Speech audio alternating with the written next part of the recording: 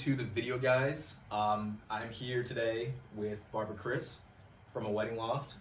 First, I want to say thank you so much for appearing on the show. Of course, happy to be here.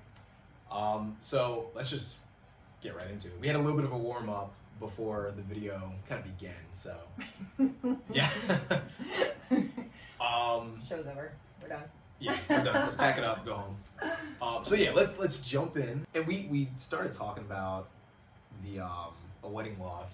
Can you, I guess, for anyone that's unfamiliar with A Wedding Loft, I guess just a brief summary. Yeah, a brief summary of what you guys are and what you guys do. Ooh, the elevator pitch. So, on the spot. I know. I don't know. I mean, I have one, but it's pretty long because we are so many different things to so many different people. But essentially, like in a nutshell, we are a creative space to come and collaborate and grow your business. So we have like all the resources and spaces to operate your business. Our primary demographic is the female small business owner, maybe in the creative or the wedding industry. But what's happened is the need for community and the need for a supportive space is so great that now like our members and people that come in to utilize the space and our resources and services go beyond our original demographic. Okay. Right. So like we're only originally it was like only wedding industry professionals, right? But now it's gotten to the point where it's like you know a LinkedIn expert or like an author or you know what I'm saying? Like it goes way past that. Yeah. Over.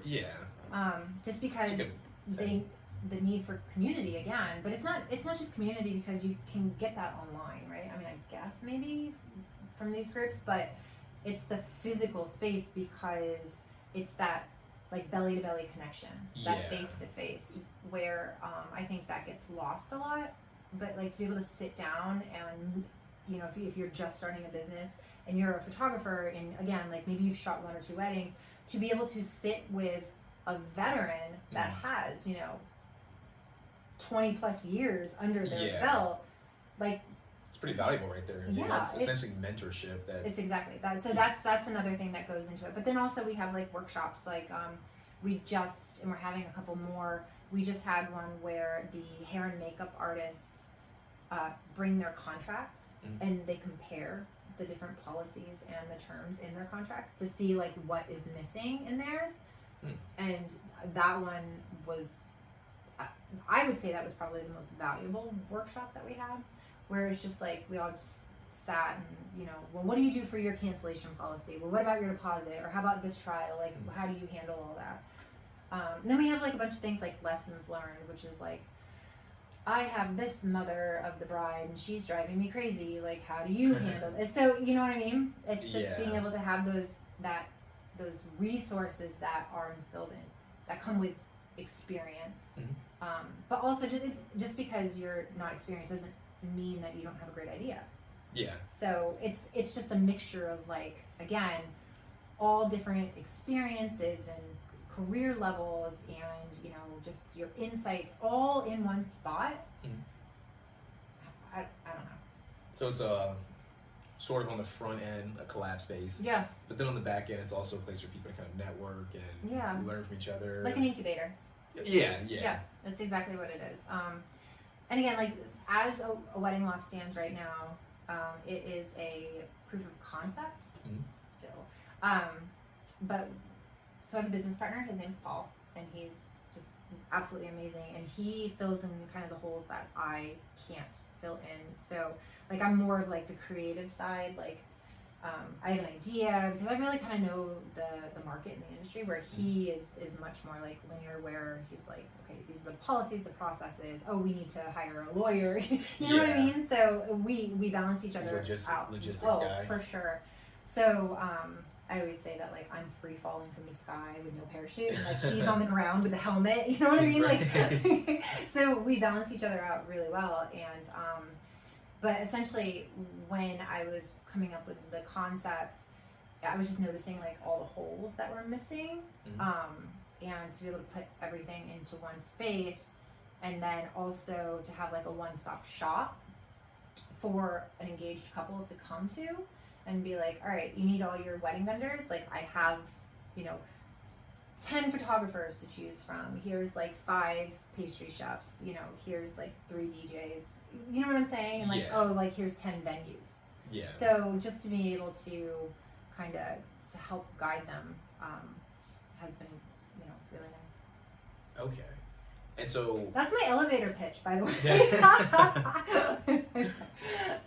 I mean, it does explain Mm-hmm. what it is, what a wedding loft is. Yeah. So you started out, you said out of college, you were kind of doing different designs for invitations and sort of things along that line in the wedding industry. And you did that for about, you said, 12, 15 years? Yeah, about 10 years. 10 and then I years. started to like focus more on this. Okay. So I guess, what made you go from doing that To this? To this? Because I feel like these are two, I feel like they're related, but they're... Yeah, it was very burnout, different. maybe. Like, I mean, there's a couple of different situations, but there was just this one situation that just, it was the need for, I guess also it was meeting Paul. You know what I mean? Like, Okay. So I had all these ideas, and he was able to kind of like contain them. And we should probably have a business plan. I had never done a business plan in my life, so we really just started.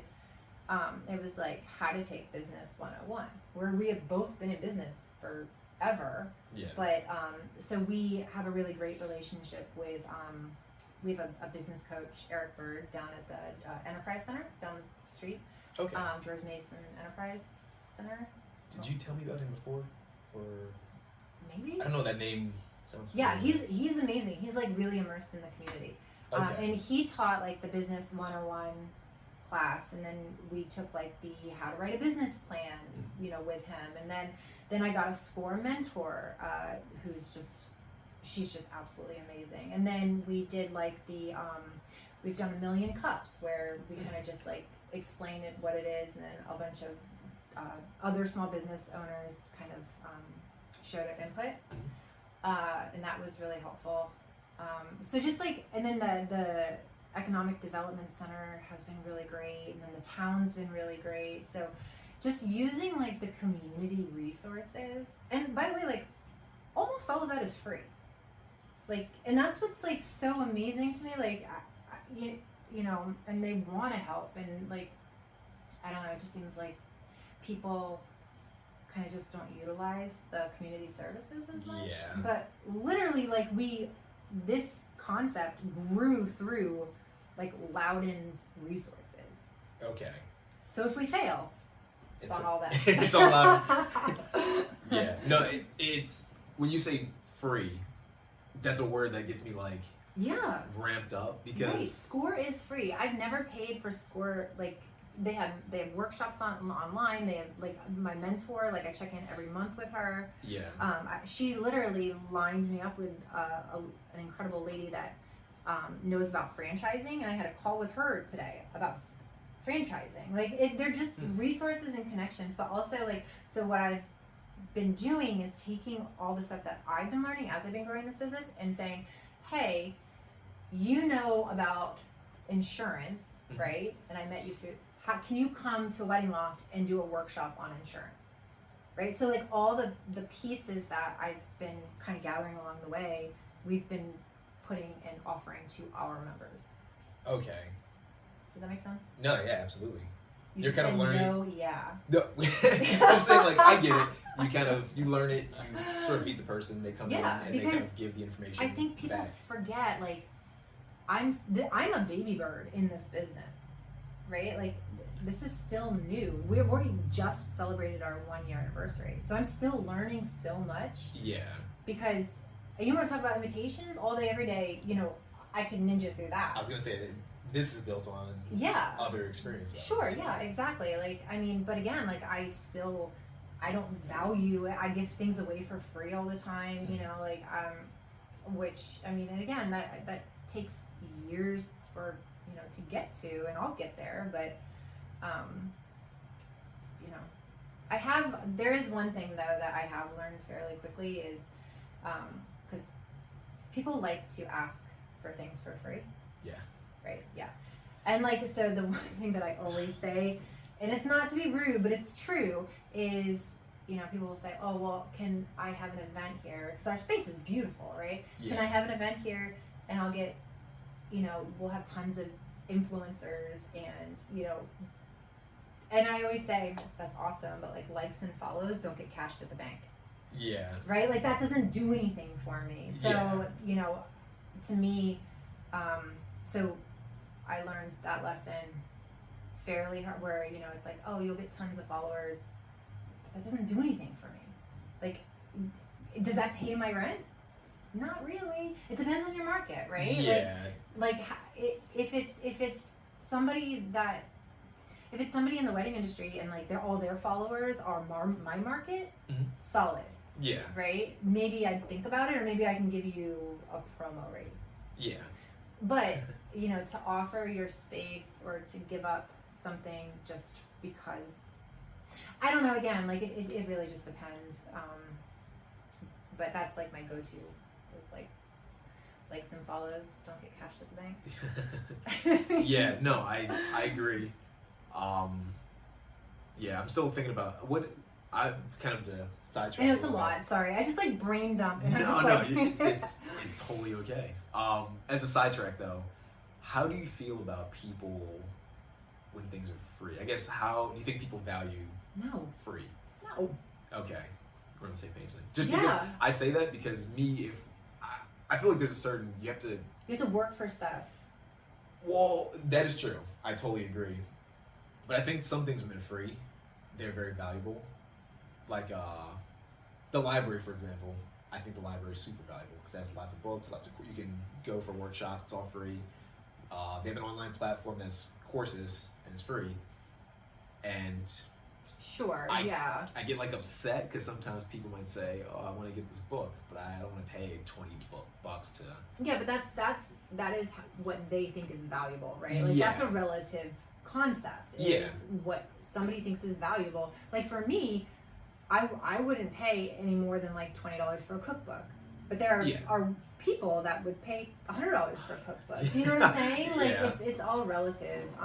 But I think like the library is a really hard example. But ultimately, I think people don't value, like if you don't have to work for it or if you don't have to pay for it, the investment is not there. There's no skin in the game. So Right. Yes, and that's one of the things that I've learned really. That was, again, it was a hard lesson, but you know, we would do these workshops and they would be free, and I'm like, this is awesome. People are going to show up because it's free. They're going to find us valuable because we're offering it.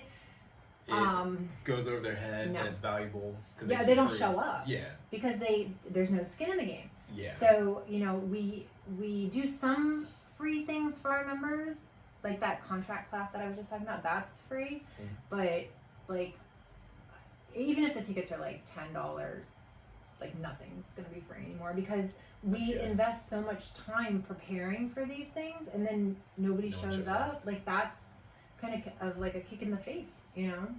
I feel like if you're not the person, I feel like if you're a person that organizes stuff and has events like that, you get the value in it. Yes. If you're a person that's never done that ever and someone puts out a free event, the idea of how valuable it is just flies right over your head. For sure. You're just like, oh, well, it's free. It's funny too, is because like when we shut down the space for like a workshop or something, that is money out of our pockets because we make money by booking the space. So if we're like, okay, we're shutting down the main workshop room for this event that's free, that takes the workshop space offline for somebody to purchase it. Yeah. So that's why we're like, okay, maybe tickets are only like $5 to $10, but you know that's X amount of money that we didn't lose. Yeah. So. Yeah, there's a certain like economics to it. Yeah, it's right. I get very heated about free because I don't know. I've had times where I try to give things away for free and people don't even want it if it's free. They don't want it, and you put in a lot of work for it. And you're just like, oh, I just did all this and spent all this time. I could have been doing something else. But okay, so kind of going back to A Wedding Loft and you personally as well, I feel like, so you started kind of getting into this industry after college. I feel like me personally, entrepreneurship is kind of, would you consider yourself an entrepreneur? I would Sure. say first of all. Yeah, I feel like the jump into it is difficult. It's different than I think Yeah. than most people are used to or what they. Well, they say like, what is it, like 85% of small businesses wrap within 3 years. I mean, Yeah. it's a lot of work. Yeah. And I don't think that, you know, people, but also the wedding industry, or maybe the creative industry, like the turnover is so high, right? Yeah. Like you are like, okay, I'm a baker and I'm gonna do cakes, and then like 3 years, like you just, to be an entrepreneur, again, just my personal opinion, like it takes something. I think it was like Rachel Zoe that said like, in order to make it, you've got to get up early and stay out late. I can't remember the quote or whatever, but like literally, like you sacrifice so much, Yeah. right? And like to juggle all of it it's just impossible. Because like I have this, and you know I raise, you know, I've got 2 daughters, I'm a single mom, That's a so lot. like yeah, so when I'm not with them, then I'm here, and then it's like, oh, I have friends, so you know what I mean. And I just find like when I focus on one thing, then the other one suffers a little bit.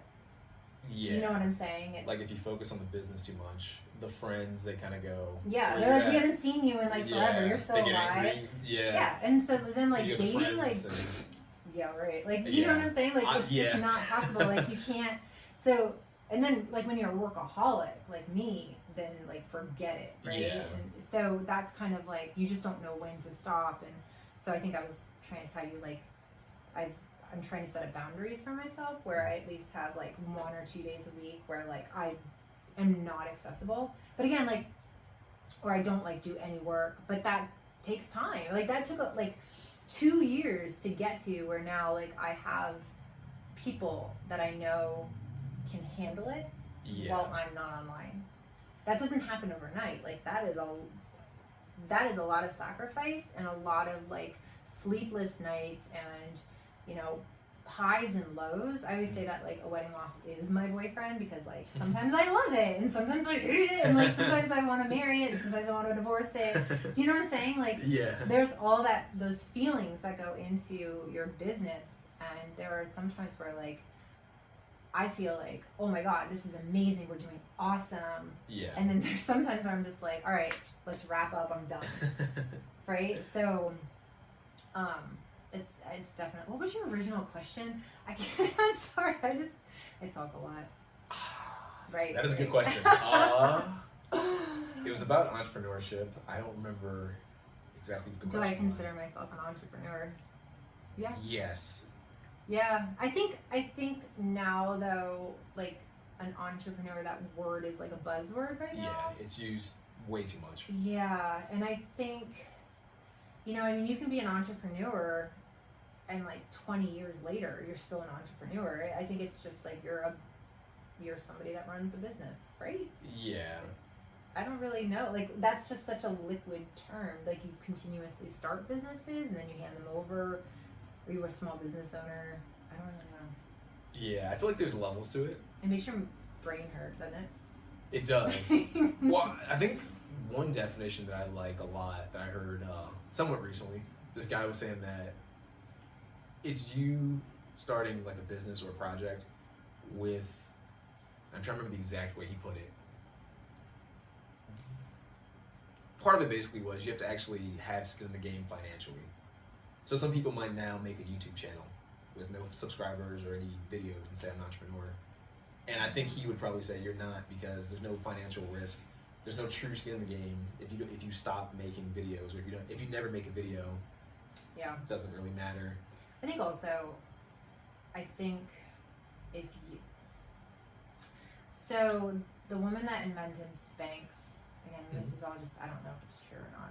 I think we were talking about this, weren't we? I think, yeah, a Like, few weeks ago or something. Yeah. So I was forgetting. I'm trying to think. Sarah Blakely. Sarah Blakely. Berkeley. I think Blakely. Okay, the lady that invented Spanx, I read somewhere, again, I don't know if this is true, but like she quit her corporate job and like Yeah. she doesn't have a safety net. Yeah. And I think if I had, See, it's definitely nice to have that safety net, you know? Yeah. I think what I've witnessed is to take that jump it's a very scary thing, right? So like if you're married and you have a husband or a wife, you know, or whatever that can financially support it, then yeah, it's easier to make that jump. But I've got a lot of ladies at a wedding loft that are like on the fence. This is pre-COVID, so, but that are like, I'm so busy with my business that like I could in theory take that jump and get rid of my safety net, right? Because they've built their business where it can sustain you not having that extra financial or that revenue source or income. So they're doing two things kind of at once. They're doing the business and then I guess their main job or whatever. Yeah. Yeah, their real job, which is interesting. And it's funny because I would quit a long time ago if that was the case. But I think you're more like, you're like me, like let's free fall and see where you know it goes. Like, what's the worst that could happen? Like I end up living at home. Yeah, right. You'll be fine. Like it'll be annoying. You'll probably feel like shit, but yeah. But I think ultimately, what's interesting too is because, again, the wedding industry, I always say, is its own beast, right? Like it really is its own beast, and I think like to say that you are a wedding vendor, but then to admit that you also during the day are a real estate agent or like a title, you work at a title company or you're an executive assistant or something, like when your clients don't want to hear that.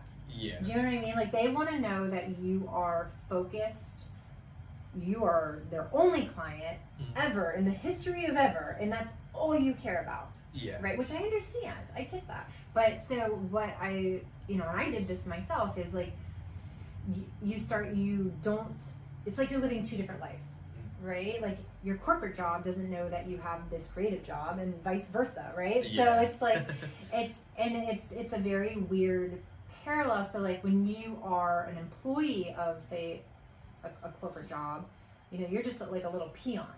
Yeah. And then when you are running your own business and you call the shots, it's all on you.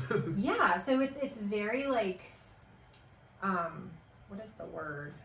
Humbling, I guess maybe, to go from like up and down, but it's also a giant mental fuck. It is, yeah. Because you're like, I'm doing so well, but then like now I'm like answering emails for like Joe Blow. So yeah. Well, I feel like one thing too is like, I'll call it true entrepreneurship. Yeah. Like this is a lot that I think a lot of people don't really consider is it's all decisions, I would say. Oh my God, yes. But the critical part is, I think if you're an employee, you're not really making any decisions. Because you don't have any skin in the game. You don't have any skin in the game. If you mess up something, it falls on your boss that you probably you don't care because you're still getting paid. Yeah, you're like, oops, I ordered like 200 reams of extra copy paper. It's not my money. Yeah, it's not your money. But like when you're here, you're like, oh my God, I spent $100 on a table that nobody uses. Yeah. And you start like freaking out and like because it's more real because you have more skin in the game. Yeah. Well, I think another part of it too, that with the whole skin of the game, it only takes one really bad decision that could just, like, have you seen Elon Musk, his interview? Did we talk about this? With Joe Rogan? we touched, a little bit on it. He just smokes weed and people freak out and all his investors start pulling out and it's like, in the grand scheme of decisions, did he really make a decision that hurts the company? No. But that goes into public appearance too, though, right? And that was a really hard lesson that I had to learn. Is you represent your brand, and how you interact with people, even not in this space, it matters, right? Because if you have one confrontation, I mean, especially when you live in a town as small as Leesburg, right? Like people know people that know people. Yeah. And it's like all of a sudden, like you're the crazy bitch that did this, that, and the other. Do you know what I'm saying? And so like it goes, and that was one thing that like I had to have like a come to Jesus moment with Paul is like, because, you know, your personal life, it really bleeds into your professional life. Yeah. Right. Yeah. So like if you're like getting drunk at the bars and then you like meet people and then you wake up the next morning and then they walk into your business, you're like, oh hey, like I saw you last night yeah. or something. So yeah, I think that is probably the biggest wake up call that I had is like, yeah, you gotta be nice to everybody, but I don't want to be nice. Like, no, you really gotta be nice to everybody because you want this business to survive. Yeah. Right. So, yeah. Yeah, it's it becomes a part of you. It becomes your identity. Yes. At some point. Yeah. I do think though, to some extent, some people I think pull it off well. Some people I think don't, and they'll say something dumb. I'll put it that way. Mm-hmm. And it just destroys them. Which is like 90% of this interview right here. Yeah, no. But I feel like this has been very real. But this is like nothing insane has come out. Like there's no weed being smoked or It's true. any It's drugs. just personal opinion. Yeah, but there's some people that like we talked about Gary Vee. Mm-hmm. He curses a lot. See, I curse a lot too.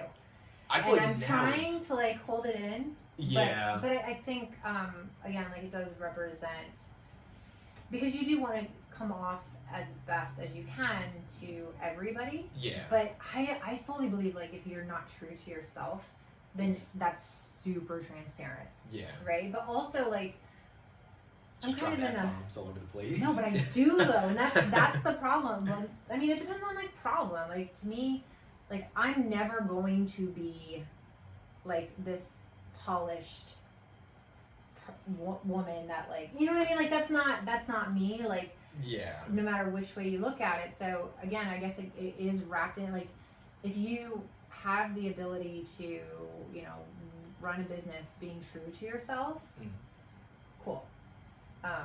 But it's interesting because like, I mean, I feel like I have an entire sleeve, right? And like a year ago I had like purple and, you know, green hair and like, yeah, right. But that's right now because of COVID, I don't have colors. It's hard to do colors, but like that's me. And Paul and I would go back and forth of like, okay, well, we're going into like a series, like we're going to an investment meeting. Mm-hmm. Maybe you dress, you know, you hide your tattoos and you know all that. But to me, I'm like, but that's not who I am. Like I can only be like that for one meeting, but eventually the F-bomb is going to be dropped. Yeah. You know, so I don't know. I guess it goes all into like your brand. You don't want to create or misrepresent your brand because you are your brand. Yeah. See, I feel like now people are so open to things. I think you could probably get away, like you and just people in general can get away with the collective. Right. I think you can get away with a lot more. Like Gary Vee cursing is somewhat extreme. Sure. But I think at the same time, I think people are so against people being essentially fake and putting on a front. Yeah. That him cursing and him wearing he just wears like jeans and like. But see, that's me too. Yeah, like I don't care. I mean, I think it helps his brand because it's more. It's more relatable. Yeah. I think because based on his market. Like, yeah. I mean, if I was gonna go and I was gonna go to Girl Scouts or something.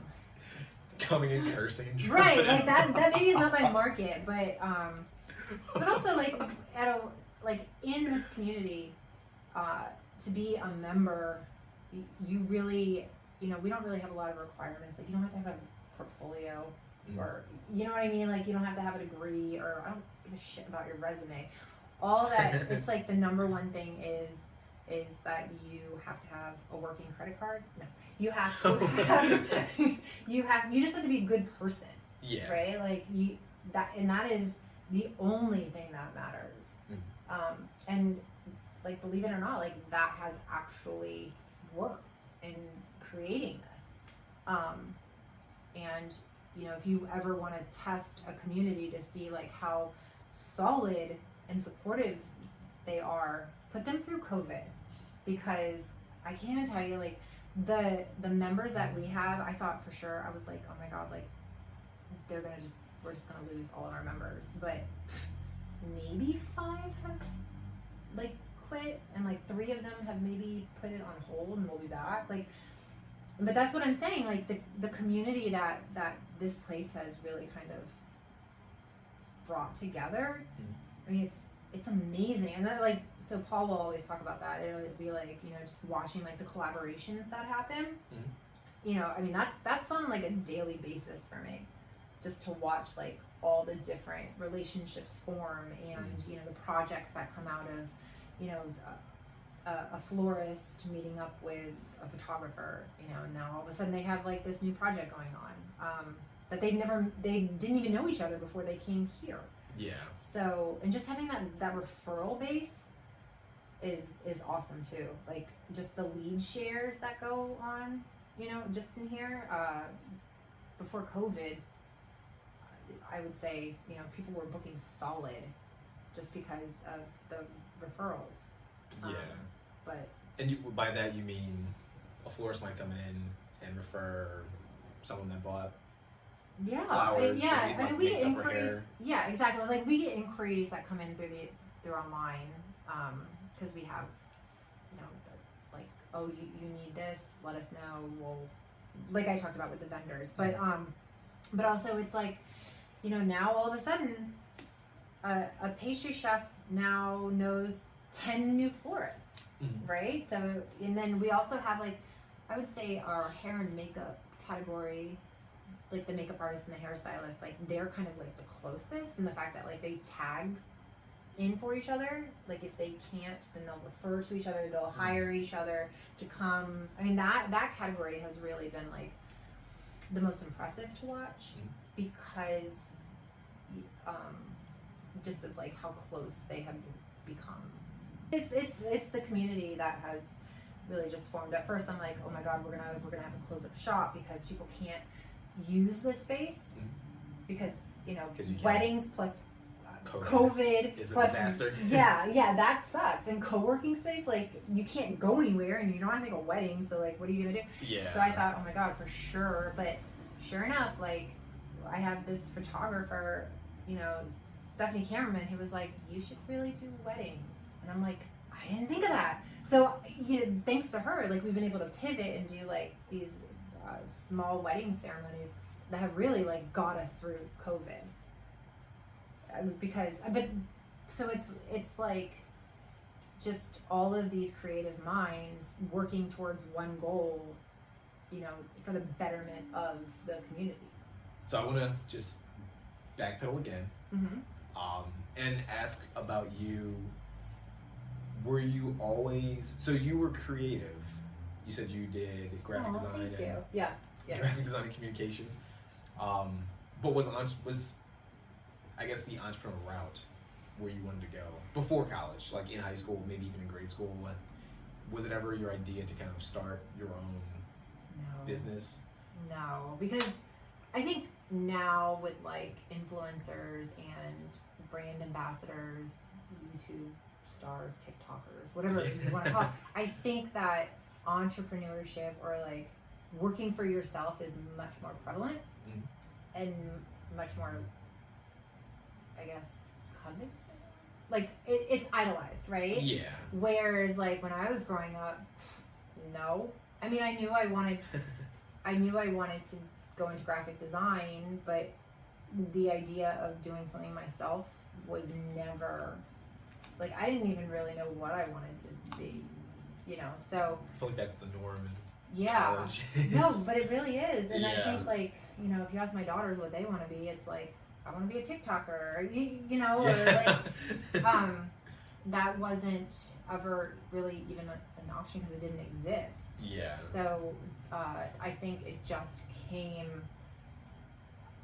I don't even really know. I know, like, I was doing invitations for like a solid year for family and friends until I was like, I guess I should probably get a business license because I'm making money and I need to pay taxes. Like, how do I do that? Yeah. So, and then all of a sudden I was like a business owner, but it wasn't like I'm gonna start my own business, you know. It was just kind of like, I don't really have a plan ever, even now, like, I don't really have a plan. Like, I know, like, where I want this to eventually get to, but, like, I'm, you know, just kind of day by day, like, oh, that sounds like a good idea. Let's go see how that works, you know? So, because I find that, what is that saying? Like, if you want to hear God laugh, tell him your plans. I've never heard that. Really? That's interesting. Yeah. If you want to hear God laugh, tell him your plans? Mm-hmm. Really? I've never heard that. It's not a meme, it's like an actual saying. So, but yeah, I always find like when I plan something, it never actually works out. So, you know, it's better just to just keep working really hard, and eventually, hopefully it'll pay off. I don't know. I mean, hopefully, yeah, people work really hard all the time, and then things happen, and yeah, they have to close up shop, and or one thing or another, you know, life changes, and I don't know. It's hard to plan anything. That's why business plans are so funny to me, because like where we were when we opened the space a year ago, like if you look at the business plan, you're like, sounds like a great idea, but like it's just, you know, there's so many different things that have happened. Yeah. And then I was again on the phone with somebody that was talking about like a franchise plan, and I'm like, I guess we could try it and see how it goes. Pretty cool. Yeah, I don't know. Is that actually in the works? Am I allowed to ask that question? No, you're allowed. Okay. Because I mean, I don't know if there's any like secret, no, non-disclosure type stuff going on. For my end game, yeah, for sure, I'd make you sign an NDA. But like I wasn't sure how to, like, where do I go from here? Like, if we make it through COVID, please. Like, if we make it through COVID, like, how do you scale this concept, right? Like, how do you grow from here? Do you open up like a bunch of flagships? Because here's the thing that I hear all the time. There's a couple of different things that I hear all the time with the concept. It's like, oh my God, that's such a great idea. I wish I came up with it, which to me is like a great compliment, right? Yeah. But it's also like, the other one is, I wish one of these was near where I live. Okay. I hear that a lot, right? Like, you should open one up in Richmond, or you should open one up in Bethesda. So the franchising sounds like a perfect. Yeah, but I wasn't sure, like, okay, so I know what I want it to end up like on a bigger scale. I just call it my end game. I know what that looks like, but do I build one of those and then I build a bunch of those, or do I build like what it is now? Do I make a bunch of those? Like, which way do I go? And so it was really helpful to, and this was a connection through SCORE, by the way. Okay. For her to be able to be like, no, realistically, in her experience as a franchise expert, right? You should do X, Y, and Z. So, I mean, yeah, of course, like, we've been approached for investors, but my belief was I didn't want to grow too quickly, and I also needed, and I still do, need to work out the kinks before I make more of them. Yeah. Why not go faster? I guess what was the reasoning behind? I'm out of curiosity. Well, because I've seen things that have grown too quickly and then exploded, and then like not in a good way, right? Okay. Because there were just, we needed to make sure we get the pricing structure right, and we needed to make sure that the membership makes sense. And oh, by the way, do people actually need podcast studio? I don't, you know what I mean? So it was, and we've only been open a year, and like the concept itself, like it does and doesn't exist, right? Like, so we did our market research when we were kind of putting together, like, okay, well, how do we actually want to form the concept? And like, bits and pieces of all of this do exist, but just not all the stuff in one space, because we do so many things in here. Yeah. Right? That we really had to figure out, how is it all going to coexist in itself? Okay. Does that make sense? It does, yeah. Yeah. It makes your brain hurt. It's just, yeah, I mean, it's very, I don't know, I don't see, like, stuff like this I can kind of sit there and think about for You go down the rabbit hole. You get down the rabbit hole mentally and... Yeah, so basically, like, I just wanted to make sure, and, you know, and my business coach always says, well, the good thing, because I worry a lot, like, okay, somebody's going to snag, because you can't copyright or trademark a concept, right? Or an idea. Like, you can't. You really can't, because I've asked our copyright and trademark attorney. You know, I know, I'm just telling you. So, so you can't. So I always get nervous that, okay, somebody is going to take this and then, you know, build it quicker and faster and better. Yeah. But, I mean, and that is possible. The good thing is that we have about a year to now 2 years of a head start. Where we've, like, I really know, like, this thing is a living, breathing business. You know what I mean? Like, it's got a heart, it's got a soul. Like I said, it's my boyfriend. Yeah. So to be able to just pick it up and then just take it, there's the secret sauce. Yeah. You know what I mean? And I just wanted to make sure that I knew it and I know it before I'm like, here, let's make it bigger and more of them. I just wanted to get it right before we even thought about, you know, expanding. That's probably for the best. I heard of a guy recently, I think like last week. He was doing coaching for, like, I think an ATM business or something like that. And he pitched this program, and I think he was charging like $5,000 a person or something. It was a decent amount. And it went too fast. He got a lot of people that were interested in it, and it was just him. And he was like, I can't coach like 100 people by myself. So of course they all got mad because they paid him like $5,000 and he couldn't fulfill his end of the bargain. So he almost got sued because they were all just like, hey.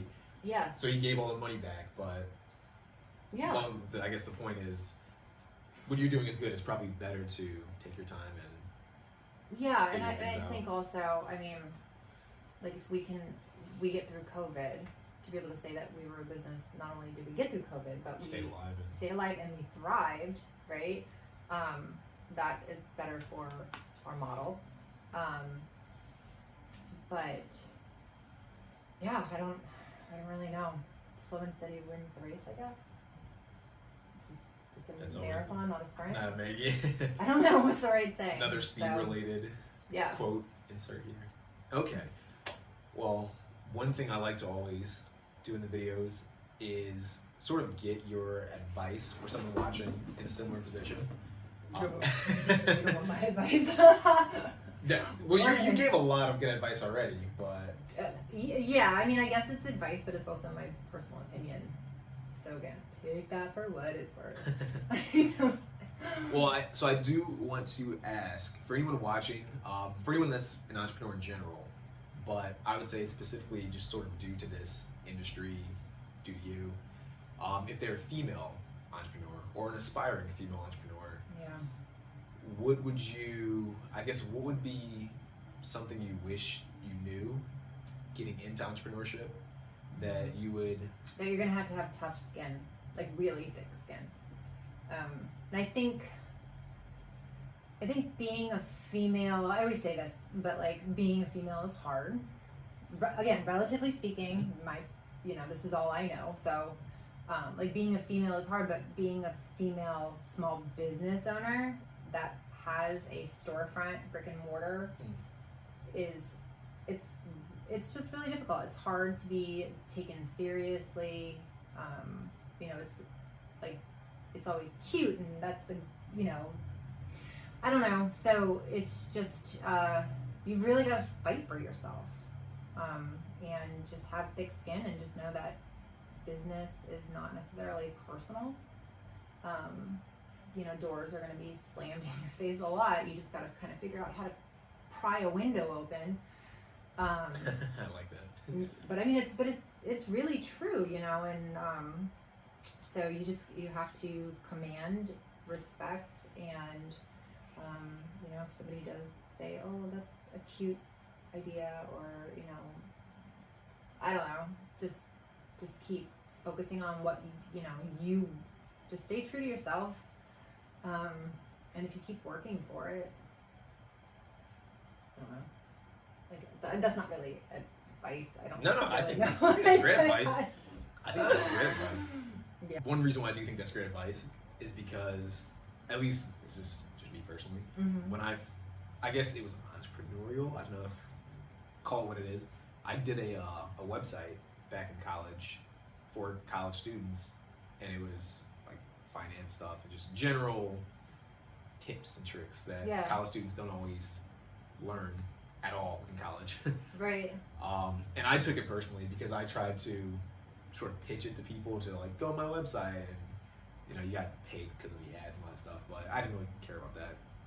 And I would check the traffic, and no one ever came on. Yeah. And I had it up for a whole year, and I think no one.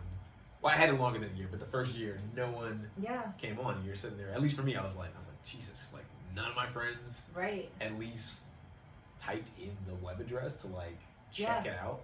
And I took it super personally. Yeah, and that's the thing though, is like you always think, and that was a big lesson for me, is like the people that you think are going to be there for you. Paul said something to me that didn't really.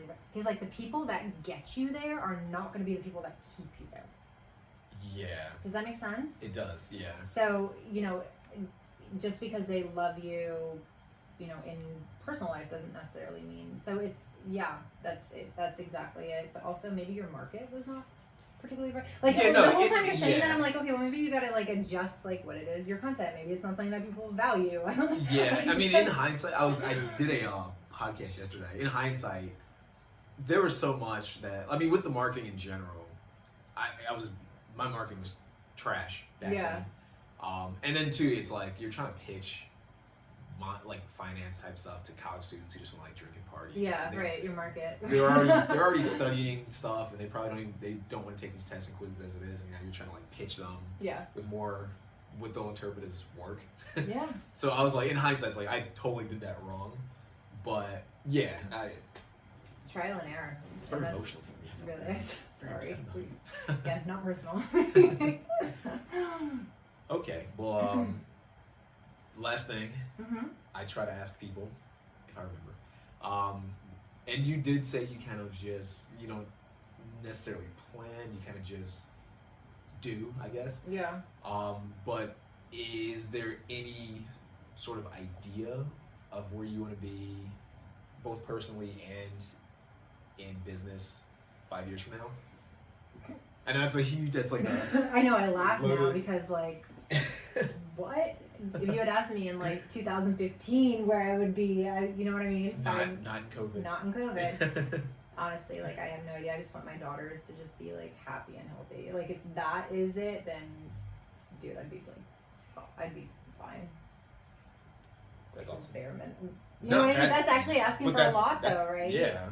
My company, I couldn't even tell you, because even if I was like, yeah, this is where I want to be, and then if I watched this 5 years later, I'd be like, motherfucker. You know what I'm saying? Like, see, I was expecting an answer like, you know what, Lenny, I want like 50 different locations. I want to be making like. Let's try keeping this one open first before we. Yeah.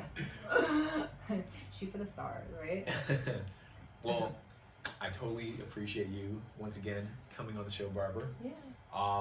Where is the best place for anyone listening or watching? Where's the best place for them to find you if they want to get a hold of you? Downtown Leesburg in 11 South King Street. Look for the pink door. But oh, you mean online? Okay. I like all the socials are A Wedding Loft. Okay. At A Wedding Loft. And then just aweddingloft.com. Okay. All right. If you guys are watching this, I know I'm going to do an audio version of this as well, but if you're watching this and you live in Leesburg, Northern Virginia. If you live in Virginia, period. If you live in Richmond, you live in America. If you live in America, stop by, come say hi to person. Barbara. If you're alive, if you're breathing, come in and say hi to Barbara. If you're an asshole, don't come in. Yeah. Assholes, stay away. Just the nice people. But yeah, thank you so much for coming on. I'm gonna get a sign. A sign outside. If you're an asshole, don't come in. Stay away. Take your ass down the street. I think the town would approve that though. Just saying. I will say though, that could be some marketing in itself. You put a sign and people just come by and take a picture. No There's a sign down the street that says, brick and mortar. They have like the best signs. Yeah. I take pictures and I post them all the time. I don't know where she gets them or if she comes up with them herself. If she does, she's brilliant because they're funny as fuck. They are. I'm probably gonna do it on the way back, but on the way here I saw it and I just like stopped for a minute and laughed. I was like, she changes them like daily. They're always good. Good job, girl. If she sees this, yeah. All right. Yeah. Thank you so much for coming on the show. Of course. Guys, please follow Barbara. Come check out A Wedding Loft. Yeah, don't follow me. Follow A Wedding Loft. Because I won't accept your friend request.